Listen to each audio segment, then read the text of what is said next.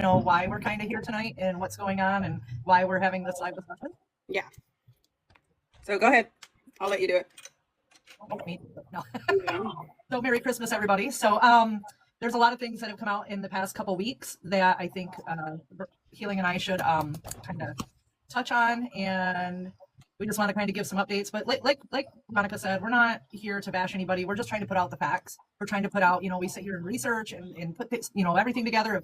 If one person comes and another person, we just try to put the stories together so we make sure they're factual. The fact that now she's going on this kind of, blame game of, I'm going to go after these guys and I'm going to do this and that. Speaking of FranScam, it's just the same role that happened years ago. It's the same nonsense. And I just want to address, she said that, she left all these groups years ago. That's not the case. Everybody had left her. And if you reach out to anybody, any of these people that you see, Mark Ludwig, Robert Garza, John Nickel, there's tons of people out there that you can reach out to and they will all tell you the same thing. So that is not factual at all. But again, we just wanted to get on here tonight, have a fun Tuesday night and kind of throw some stuff out there that we found out and just enjoy some laughs and throw out some common sense. Yeah, exactly. She said, oh, Agnes is saying Robert Garza worked with her too. I heard that too. I was surprised. Well, I guess back in the day, it was a whole group of people. When I tell you, and I told you this before, that everybody, everybody came together back then. And she had some amazing people. The problem was FranScam wanted to be that top dog, but she wasn't educated enough to be that top dog. And she was going in directions that it didn't make any sense. And then the sovereign citizen thing and the red thumbprint, and it just kind of, everybody went, yeah, no. And there was a few people that stuck around, but eventually now she's got a whole new group of people. So what Red is talking about is back in 2018, Francesca did a scam back in 2018. So she invited all these people to I guess it's a cabin type, bungalow type thing where you guys were going to all meet together and you guys were going to talk about family court reform. Well, she did the same thing that she's doing now in Congress. Well, she paid all these people to go all the way over there. They funded the group basically, and she got some money. The way she does these scams is she gets some money that gets donated to her on the side, so she's actually being able to take some of that money. On the Congress scam, I only can say I have receipts for $15,000. When she says she doesn't make money, I have receipts on all of that. And you guys know that I can't post a lot of the stuff that I know, but there's a lot of people coming forward and I really appreciate it. I know a lot of you guys are blocked too, but I'll try. If you guys send somebody my way and say, hey, Healing, can you unblock my friend? Okay, I'll unblock you. It's just, I had too much coming into our lives and too much bad negativity and toxicity. And we just can't have that.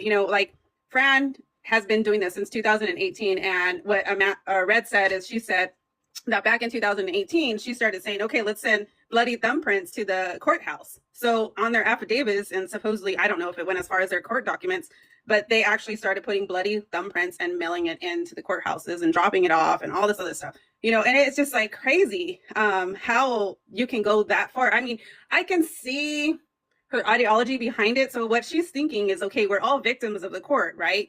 So she's trying to say that her blood, our blood is spilled because of that, but you can't do that. You have to be civil. You still have to all of our group. And one of the other things that I don't know if you caught, Red, on the fish video or whatever she's responding to on her little talking thing or whatever, she said at the end of that video, she said, I don't believe in 50-50 and 50-50 is not going to be forced down my throat. Okay, so why do you say that? We both had rights to our child. We both had our child. We both conceived our child. We are fighting, our group fights for 50-50. So if our group fights for 50-50, we're all scammers, right? According to Francesca. Because one of us, if it's 50-50, somebody has to be the abuser, according to her statements. Everything that she says is wrong. I just debunked her thing saying that she educated Senator Finchem. I looked at that video. I watched her live that she was saying, oh yeah, Senator Finchem came on and I did the live. The thing that FranScam doesn't know is I actually watched the videos. I watched the videos, and me and Red will watch the stupid videos just to make sure that we know what's in there. Okay, as painful as they are, if we are going to come to you with something, we will painfully, and as annoying as it is, we will still watch the videos just to be on the safe side. We watched all of it, all of the Congress stories, and a lot of the stories were not vetted, and so we had to start blocking some of the stuff out because some of it was very, very deep. But we've never, go ahead. And then with you saying that, I want to make it very clear that we have invited Fran to come on so that we could speak to her. We would love to speak to her because I think that would kind of make a bridge, and whether we agree or not, and I think that's a difference between us and her in a sense. And what she tries to tell the people that follow her is no communication. Well, if we don't communicate and we don't come together, and I'm not saying I want to come together with her, I'm just saying, even if you disagree, you have to have a conversation. Yeah. Otherwise, you're just divided. And if I'm sitting here willing to listen to you and listen to your opinion and listen to what you have to say and be civil about it, which is the problem why we've had to block certain people because they come into the live. And I'll say there's a few that have come in and been very respectful and very civil. And that's great. That's what we kind of want to happen. You have to be able to have a civil conversation. But the fact that Fran Scamp goes and blocks everybody because she doesn't want to see it, she doesn't want to deal with it, that says a million things about her character. Because if, like she said, in her video based on the congressman, when a congressman is wrong, Yeah. she stated that she is the most attacked and hated group because she is the only one with a solution. Well, if you're the only one with a solution, why won't you come on our live and have a discussion with us? And that just seems kind of odd to me. Yeah, well, I think she's thinking her solution is actually her bill, but it's not a bill. It's a fake bill. It's an idea. You know what I mean? And I have it's just an idea. I mean, and I get it. It's an idea. Everybody has ideas, but you can't call it something it's not until it is. And that's the whole issue with it is don't call it something until it actually is. Yeah, and then when she also goes into the whole copyright thing, like you legally cannot copy a bill, you know. And I will say this, okay, I have done research on all of this. Okay, I have done research on the copyright. I have done research on everything. Okay, the copyright bill, she actually didn't go through with the copyright. Okay, so when the government shut down, right, they locked everything up. Okay, all the businesses were locked up. She submitted her copyright, but it never went through. So for her to say that she's a copyright, she doesn't have a copyright. That's why I was posting it in my link tree, because there's no copyright and you can't copyright a bill. Once you copyright it, it becomes like almost invalid. Like, you know, and I'm not saying that they probably could use the senators and the congressmen if they chose to, could probably use some of the stuff in there, but for her to rely on, and I've heard her say, quote, I want them to adopt the same language and the same wording that I have in this so-called essay bill or whatever you want to say. Okay, we'll call it an essay idea. Like, I don't know. Okay, so it's like a total, like, I don't know. There's just so much stuff. She's like all over the place with all of this. But I think the main thing that really got to me is when she said the 50-50 at the end of that video, because that kind of hurt me, like, in a way, because that's what we're trying to fight for. That's what our rights are. Did you not conceive your child with somebody else to have a child, you know? And she claims like all this stuff that it's our God-given right and Jesus this and Jesus that. If you were a true believer in Jesus Christ and God, you would understand the biology of having a child. It takes a man and a woman, and the woman, or, you know, whoever, you know, I am more open to the LGBT community and like everybody like that too. Sometimes it's a man and a man that raise a baby and they still have to go to divorce court, you know, because in California, it's legal, you know, for them to marry, which is also considered a family. So there is sometimes, you know, that it's different scenarios, you know, but the thing about it is you have to be open to all of that, you know, and I'm finding that a lot of people that are very, very, there's one party, she's saying one party's the abuser. Well, that's what I was going to ask, is like, so in every relationship, somebody's the abuser. I mean, I had a divorce and it was on common ground and there was and we went through the court, and the whole thing is like, you're saying that one person out of every two people is a narcissist or an abuser. Yeah. And the more, and over the years, this is kind of like, I've never said this before, but over the years with Fran and watching and seeing and listening, everything she writes and everything she does is a projection. Because if you look at how she runs her groups, and I'm sorry to say it this way, but if you look at how she runs things, it's more of a narcissistic, personality disorder. Yeah, it's really weird. So it almost makes me wonder if really she's the problem and not her ex, and that's why she's got this in her head that out of every two people, somebody's an abuser. That in most, if you do the research, and I've done the research, that most of the time, and I don't know the numbers on it, but I do remember that most of the time it's the women in the relationship that actually have the issue. And you know, there's help for it. It's curable. You can get around it. Well, the way it is like basically with narcissism is they tell on themselves. So they tell on themselves and they end up saying stuff like, she called me, I can't remember the exact wordage. Hold on. She told me that the group that I was supposedly with, that we reported people to CPS and that we were scammers and something else like that. Okay. So she said that about me, right? And a bunch of other group, you know, a bunch of other people that were supposedly involved in my group, right? So that's what she did. And Red can tell you more about that, because I don't know how deep that goes, but supposedly in 2018, she was going deep, like going after people, stalking them, calling CPS, like getting involved in calling. Yeah. When things started kind of going sideways, I wouldn't really say sideways. There was just things that were happening that were like, this don't seem right. What she's saying don't seem right. And like healing, I'm gonna research stuff. I'm gonna look it up, and try to educate myself on it. And when I started asking her, like I would privately message her, just logical questions like, can you explain this to me? Can you? And when she couldn't, she would attack. And when I finally said, well, this just doesn't seem to be the shoe that fits me, that immediately went into attack mode. I mean, it was just a nightmare with her. But at the end of the day, not every case is the same. Every case is different. Every case is going to be different. Not every case is going to have, the narcissist. And that's the other thing with the narcissist. I kind of want to break off to this is we're not doctors. I'm not a doctor. Healing isn't a doctor. Franscam's definitely not a doctor. So, I'm sure like all these people that are looking for help aren't doctors. Otherwise they'd have really good attorneys, but nobody can really use that term unless you are a doctor and you are diagnosed. Yeah. And I agree. And then just to go back to something Jessica said, we don't believe like if 50-50 is and the other parent is actually dangerous. Yeah, we don't agree with that at all. If the other person is like doing abuse and, stalking and harassing, all that other stuff, and they're very unsafe to be around you and your child, then most definitely 50-50 is not there. But the thing is that in the courts that we are realizing and we are seeing is that in the family courts, there's people like in my situation, I have not done anything wrong. And I have been fighting for my rights, my parenting and my legal rights for the last 3 years. Okay, I've never gave up on my legal custody. I've played around with the physical custody, but I have fought this whole time to stay in my child's life. But to see, the thing is, they had nothing against me. So there was nothing there. But why did I have to go to supervised visits? Why did I have to go to pay for all this different stuff? Like, if I didn't know the legal system and I didn't know it before, because I had 10 years of dealing with my 2 adult kids before that, I would not have known that the system eventually works its way out if you just take time. It works at snail pace. And I keep telling people that it works at snail pace. So you have to wait. You file your motion, you wait, eventually, at this point, everything's going to be probably reversed in my case. But when the child is being told one thing all the time and putting you and your ex at odds ends, when you guys are both good, living, breathing, protective, stable parents, the courts do not have a right to take away your children. And that's where we feel we're at. And I have said it from myself in my own shoes. I've seen both sides of the fence. Okay. My first one, I did have to put a restraining order against my first husband. I had to have him kicked out. I did do the 3 years, restraining order. He's a good dad. He's turned around, he's in my child's life, but I never was manipulative with the courts. I made it work. If they need to get, that's the thing is that's what I'm not getting. Maybe you can figure something out, say something, Red. What do you think on that whole scenario? Because I told you a little bit about my story about how everything happened. But I think if the other parent can prove themselves, right, then they should have access to their child.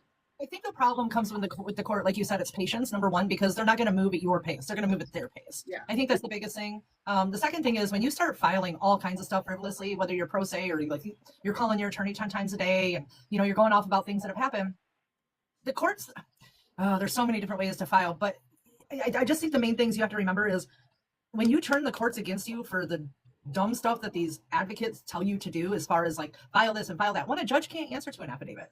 Two, if you're filing all this stuff over and over and over and going in and saying the same things, they want to see the evidence. So you must file your evidence the day before in your case, and it has to be exhibit. It has to be on a piece of paper. This is exhibit 1 outline.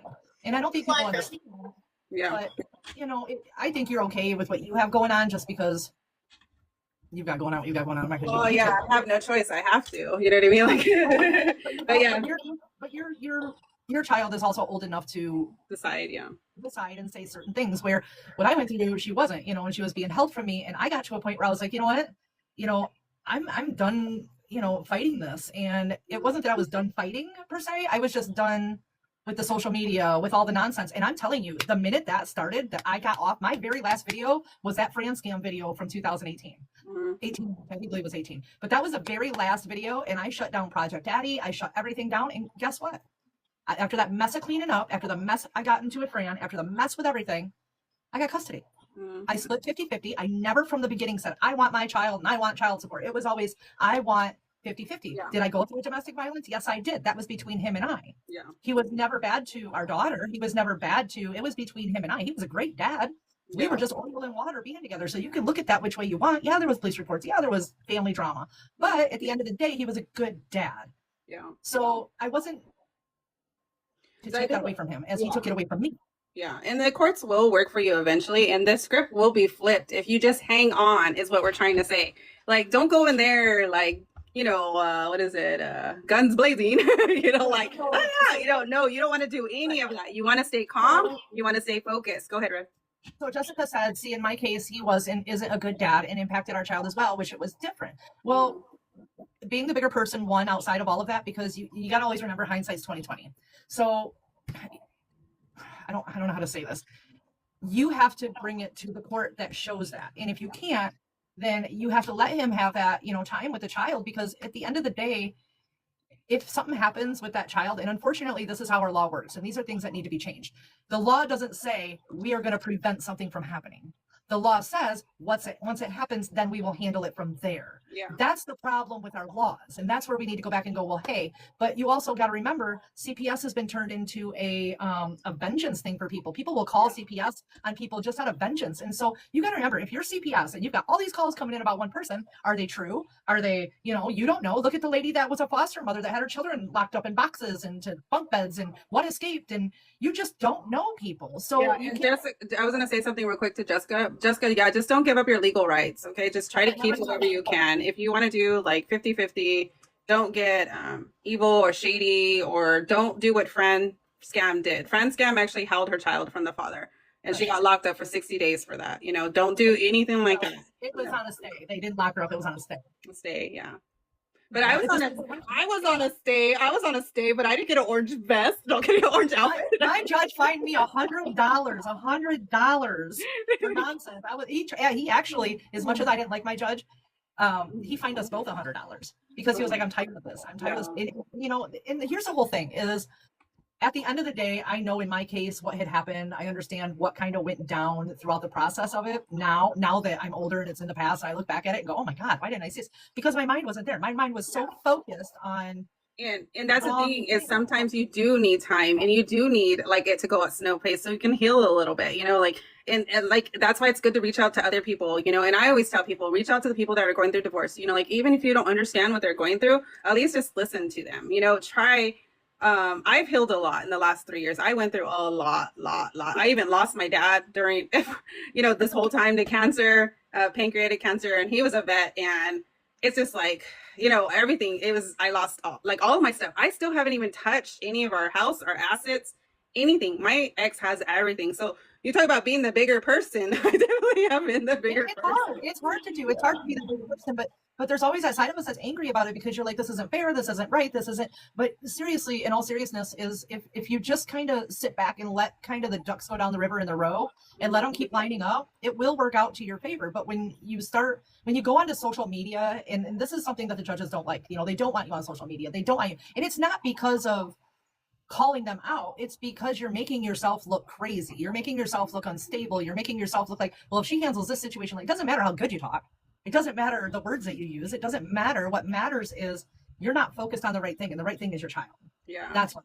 Yeah. And then it just became too much for me too. And it's like, for Fran to keep saying that I have not healed, Agnes knows. Agnes has been there with me for the last 3 years. And it's like, oh my God, there's been times, like even when I was doing lives before, my ex would come on my social media and start asking me all these crazy questions. So for me to go out on a limb and do this research and this Fran Scam thing, I've healed a lot, because I have gone through a lot of attacks.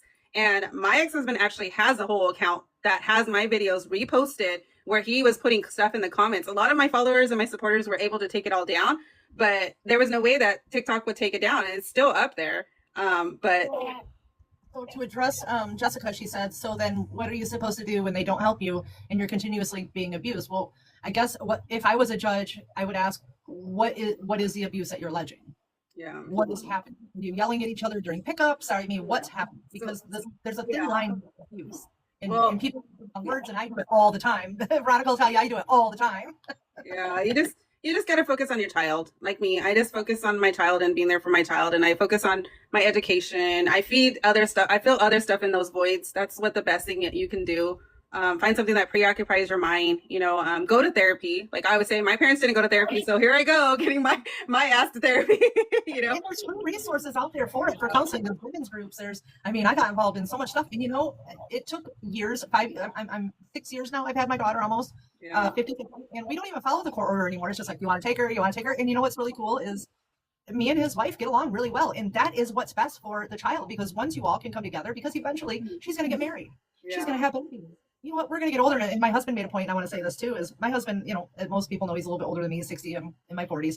He made a comment to me. He goes, you ever notice, like, my dad, mom, and their husbands and wives, they all got together for the holidays, but it was all for the kids. Nobody gave a crap about the past.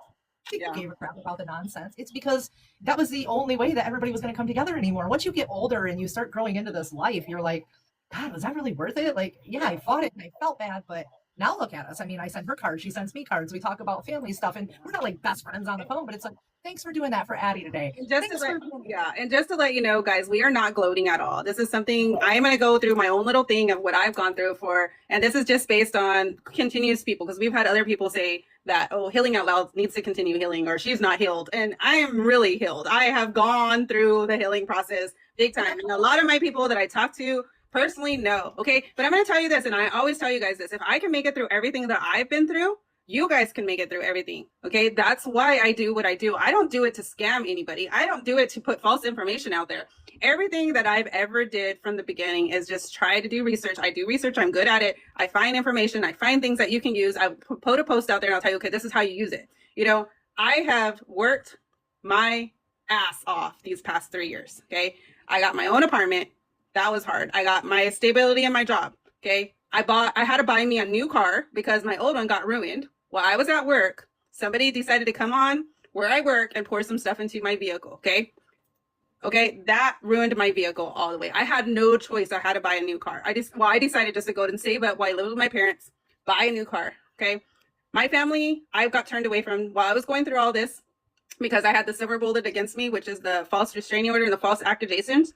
I was stalked, harassed. My phone was cloned. I have over 15 to 20 false reports against me in the PD department. He was literally walking in there, yelling at the police department, trying to get me arrested. He was telling the bailiffs, he was telling everybody that would listen to try to get me arrested. Because in California, if you can prove that there is a felony on the other party, then I would not have been entitled to any of my assets. I would not have been entitled to anything that we were together. So that's why I tell you, if I can survive it, you can survive it. Okay. My ex came and illegally towed my vehicle. I had to stop the guy. The guy lied to me. The tow truck driver lied to me and told me that the CPS had sent him over. I called the sheriff department. I have moved like 4 or 5 times. That's why I said, good luck with Fran and her trolls trying to find my location, because I moved so many different times. I had the police department telling me that I needed to try to stay in one spot. I just told me, you need to stop jumping around. And I'm like, okay. I'm like, how do you figure that's going to help my situation? Do you guys think you're going to protect me? You're not going to protect me, And I was turned away from domestic violence shelter. I was turned away from all of that stuff. Because why? Because I had a false restraining order against me in the courts. Okay. Until that was cleared, I was not entitled to any federal funding anyway, nowhere, nothing. You name it, I was not entitled to it. So my family had to protect me. And that's what I said. Jessica, we're on decent terms. Let's just put it that we're not good terms. We're on decent terms.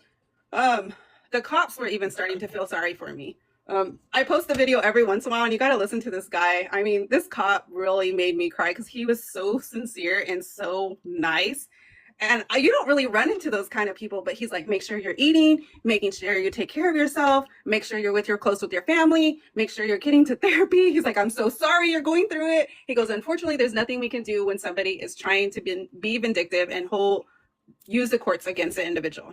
So go ahead. And it's easy to run to social media, when we're going through this stuff now. I mean, even with my oldest daughter, we didn't have social media back then. We didn't have anything, and I had no family to run to. I had nobody. And, it kind of becomes, it's hard when you don't have anybody, and I get that. And I want to say I emphasize and I understand that 150% because I've been in that situation. But running to social media shouldn't always be your first go-to. Your first go-to should be, one, taking care of yourself, taking some deep breaths, 2, finding a support group, which I'm not going to say social media hasn't given me a great support group. I've met amazing people. I've met healing. But we align. And when you come into certain things on social media, until you get to really know somebody in person, you really don't know somebody. I'm the type person, I get a vibe, I get that. Okay, it's solid, it's cool. But you see people and you understand people, and And but just, just remember there are people out there that care, and there are people that are there that are willing. And I don't believe that you have to be a so-called Christian to be there for somebody. I believe that people just have empathy, and will just listen. And sometimes that's what we need as women. We just need someone to listen to what we're saying. And it's not about getting the help. It's about sometimes just being freaking listened to. And I just want to say that it's oh, making me emotional, but It's okay. I know. Jessica said it's always amazing to have somebody that cares. Yeah, I've had a lot of people that have cared, like really, really cared about my whole situation, and a lot of people that have taken me under my wing. And that's one of the reasons why I stayed in education, because they have more resources to protect me also, but like I told the cop the other day, I said, I think at this point a restraining order is just going to get my ex more pissed off. And that's my situation. I'm not saying that for everybody else. And it's hard for me to admit that, but I think as long as only true people that have gone through the type of situation like mine will understand, you got to just be careful and do what protects you and protects your child, and just be smart about it, and just know that really, honestly, the courts are not against you like you feel that they are. Just take your time and try to check your emotions is the biggest thing. Like I've had friends, I had one here where I live, she was filing this and filing that and filing this. And I'm like, girl, you need to slow down. You can't be filing all that stuff, and it's normal reactions because you do go into a fight or flight response. Females do. We can be very emotional. Like my son told me earlier, this is funny.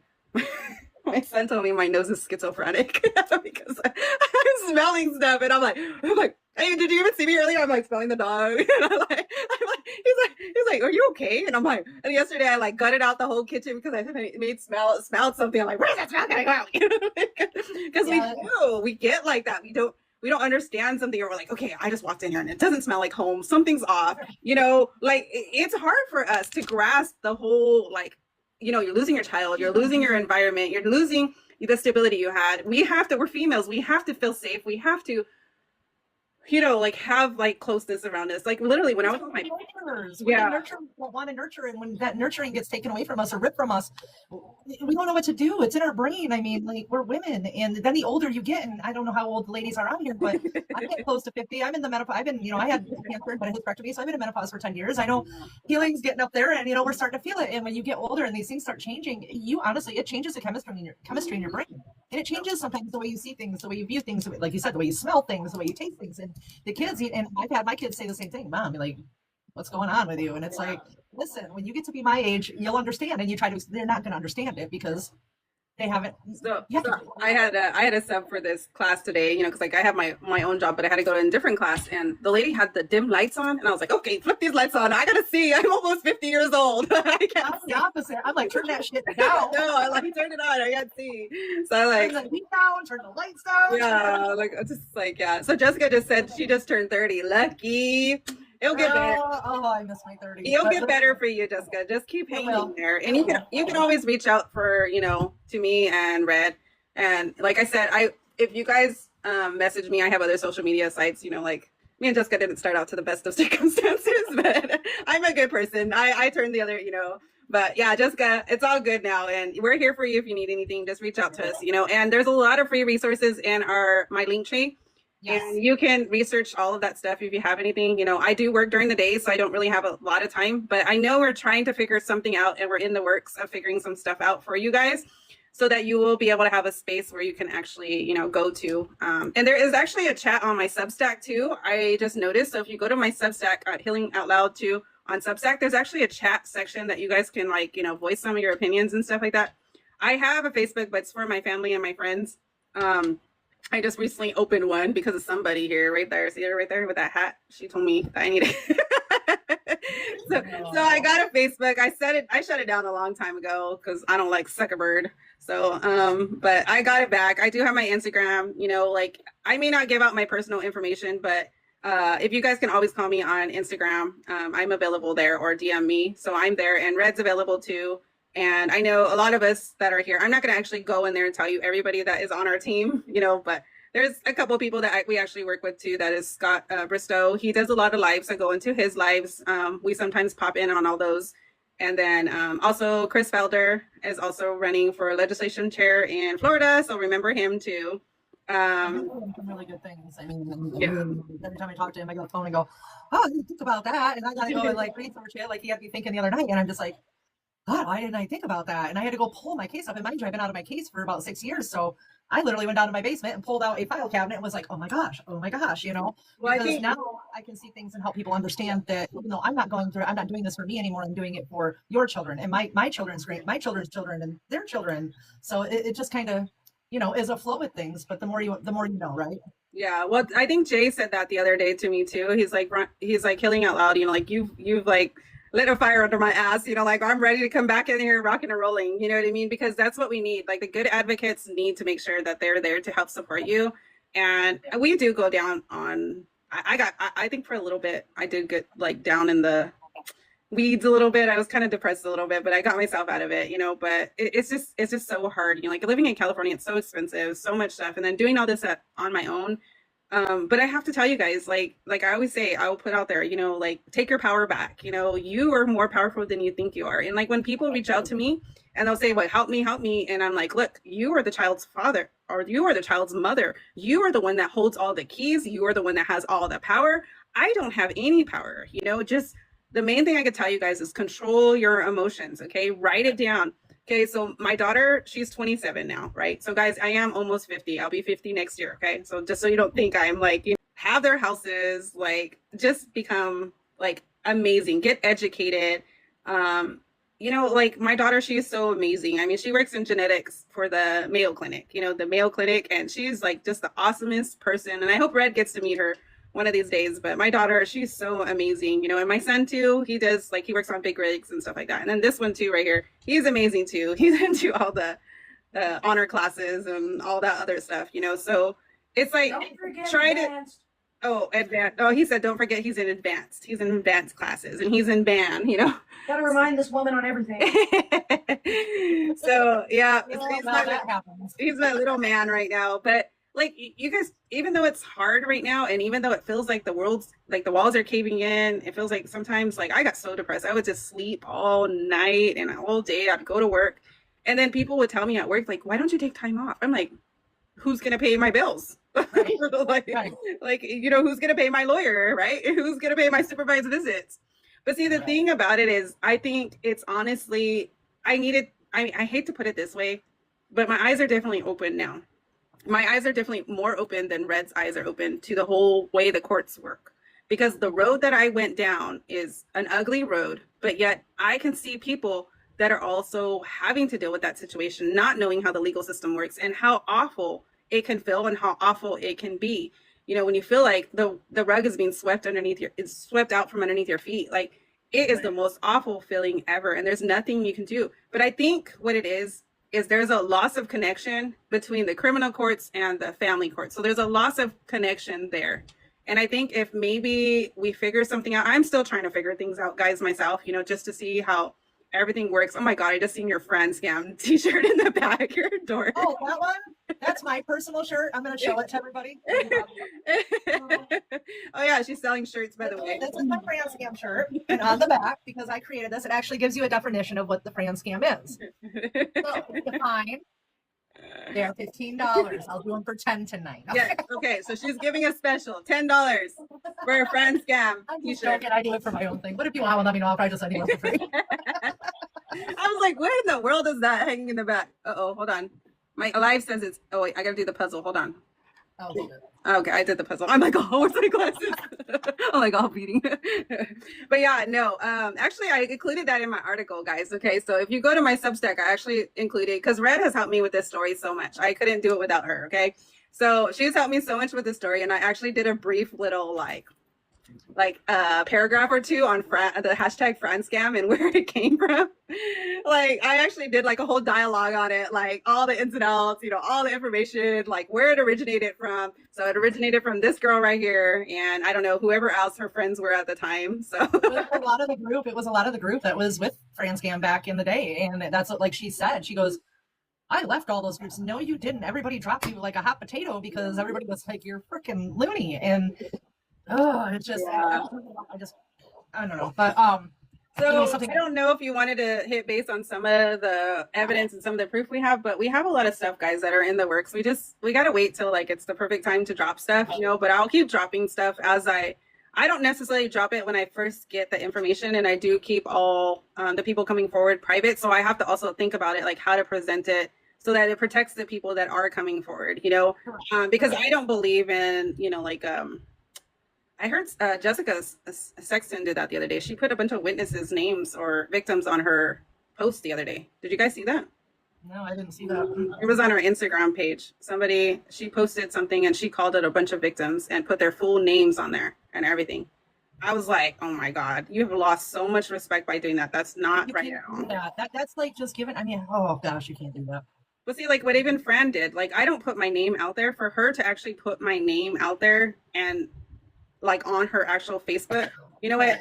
You deserve everything that's coming to you. You know, at that. Well, that's why I love you so much, because you and I are complete opposite of that. Is I don't care, because when I run a business, you can find me out here. You can find me anywhere. Anybody looks up my husband, you're going to find me. You know, my husband served in the military for 24 years, and you know, it's not hard to find me. I'm not afraid of what people. I went through so much after what Fran did to me with her trolls and minions and everything emotionally, and just with my case cleaning up after what she did. I just got to that point where I was just like, I don't care what anybody has to say anymore. I really don't care, because if you don't know me as a person and you've never, and this is the whole thing with her coming out alive, if you don't know me as a person and you never reached out to me, then all you're going by is hearsay. So why should I give a crap what you have to say? Yeah. You know, what you say is none of my business. How you feel is none of my business. But if you want to come to me as a civil person, as an adult, as a woman, and talk to me and try to freaking figure this out, that's one thing. But you know, Fran knows that I went after her only because of what she has done to parents and what I know has happened. And I have never gone after any other advocate, even though I don't agree with some of them.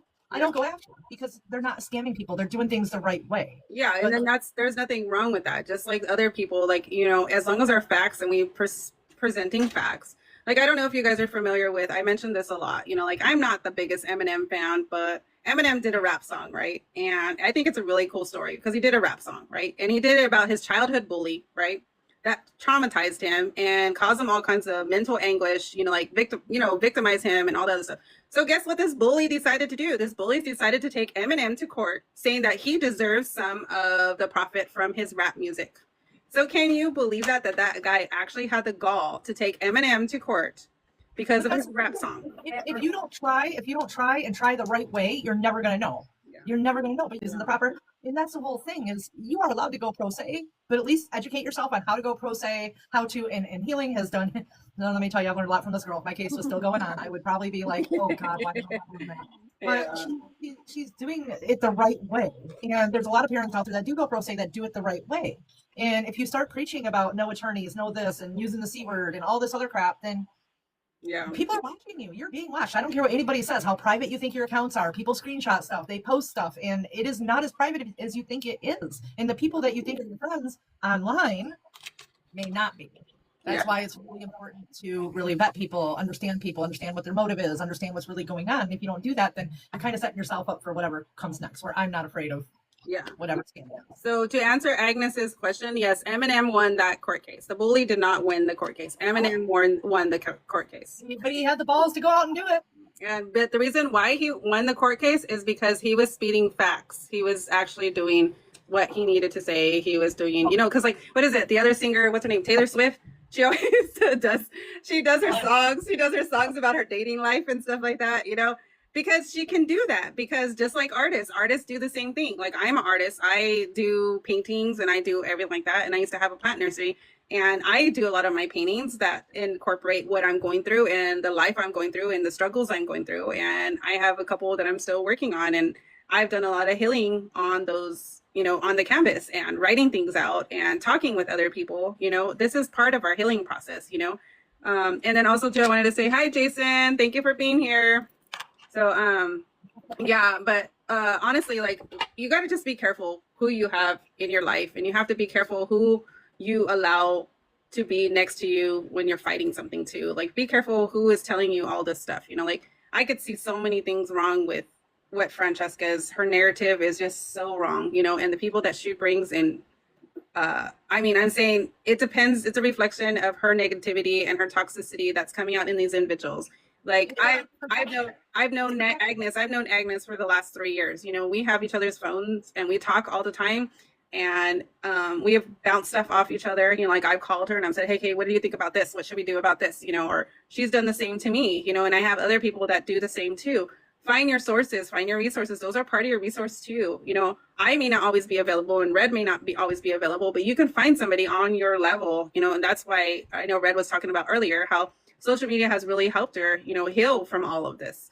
You just can't continue in a horrible way in a sense because I got attacked, but at the same time, instead of going into a shell, I was like, why do I care what people think? Yeah. This is my life. This is my case. This is, and look at where I am. I'm a survivor. Yeah. I'm an SADV survivor, and not all of that at the same time. But I have my daughters. I have, and like you said, you've got adult children. I have a 23-year-old and a 29-year-old, and they now have their own children. And so it's becoming, you know, it's like my kids don't understand. You know, you were there when my daughter was, you know, I had you on speaker, and my daughter was, she doesn't understand it. And I said, I'm not doing this anymore for me. It's now about everybody else. But I may not be standing up in DC or talking to senators, but I am a great support for my community and I try to help people in my community. And for me, I'm a person that brings people together. So everybody's different in how they can help people. It's not always about going to DC and writing bills and writing all this stuff. Sometimes it's just about bringing people together to have that sense of understanding. Yeah.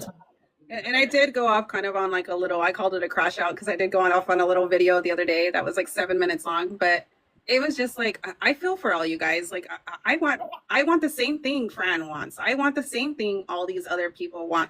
I don't like to spit facts, you know, and debunk stories. I don't like to have to put this, but if it saves somebody from being charged $3,000, then it's going to be put out there because there's no right.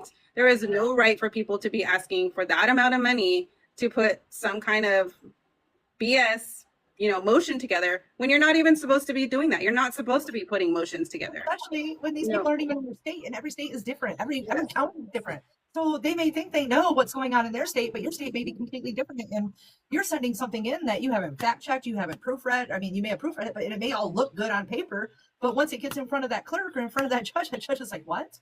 Yeah. And then that makes you look kind of, ooh. So you got to think about those things. Yeah. So what Red is trying to say is, I don't know if you guys know, but every state law, every family code is different. Okay. Each state does not work the same way in family court. Okay. I'm going to say this again because I want you guys to listen to this. Okay. Each state laws, state legislation, state family code bill, family codes, everything is different. Okay. Everything is different. Fran's bill, she thinks is going to be a cover like for everything, or her act. It can't happen like that. So like going back to what Grassley's office said, yes, and I did crop it because I can only share part of the email. But what he's trying to say to you guys is it has to be walked state by state. So Fran needs to go to New York where she lives and go to the legislation branches and say, look, I have this bill. I want to present it. If they want to adopt the whole bill, they can do that at state level. Yes. And then I know somebody had mentioned Robert Garza, you know, like I know he did it in Texas, but I think he's based in Texas. That's where he lives. I would have to research it, but I'm pretty sure he's from Texas. And we're working on a bill in Michigan, which is Bill 5211, and it doesn't change a whole lot, but it changes certain things. And that's what I think that Frank's not understanding is when he says you have to take it to the state level. Like you said, every state is different. You have to, but you can't go all in at once and expect something to change. You have to start baby steps. You have to. Yeah. It starts with the states. And yes, I get what she's going for is the Title IV D&E. I get that, but you can't just she has to remember that, like you said, every state is different. But I was going to say something else and I lost it. There's technically no way to, honestly, there's no way to change every family court.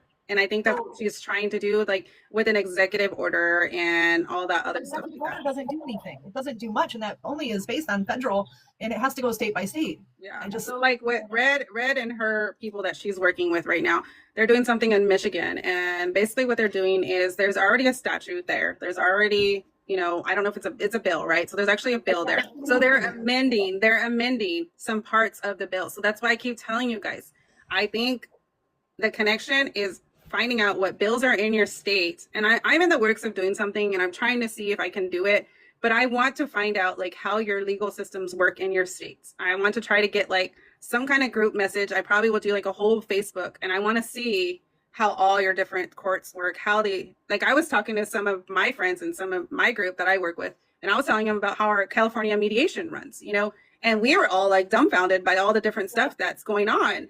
And I think I am trying to grasp at everything that I can to try to understand it. And just like when we were bouncing stuff off Red the other day, she's like, okay, where's my court papers? I got to go through this and look and see, because that's what we need, is we need to get a fire under your asses so you guys see how you can fix this system. And there is, go ahead. At the end of the day, though, everybody needs to understand that's going through this is nobody can help you but you. You're the only one that can make this happen. You're the only one. If you're going to go pro se and not hire an attorney, you have to learn how to go pro se. I've got pictures of me sitting in my living room with court documents around me. I learned SCAO, I learned everything, and I have really bad anxiety. And my husband would take 3x5 note cards when I would have a phone conference with a judge or whatever. And my anxiety was so bad. And I have kind of what the ADA advocate guy says. I have that. Blah, blah, blah.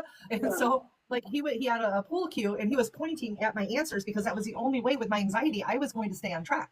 Yeah. But you have to do it yourself, and you have to learn, and you have to be open-minded to the fact that you're not going to agree with everything your state says. But if you don't agree with it, find other people that don't and find out why, and then take that and you go, okay, this needs to be changed. Okay, how do we change that?